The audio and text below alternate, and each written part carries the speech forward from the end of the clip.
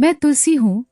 क्या आप जानते हैं कि मेरा एक छोटा सा पत्ता सर्दी और खांसी में हैरान कर देने वाला फायदा दे सकता है। मेरे पत्तों में प्राकृतिक शक्ति होती है जो गले की खराश को कम करती है और सांस लेने में आसानी प्रदान करती है।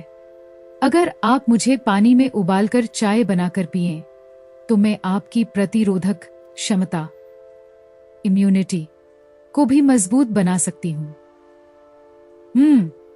सिर्फ जुकाम और सर्दी ही नहीं, बल्कि बुखार, गले की खराश और पाचन में भी मदद करती हूँ।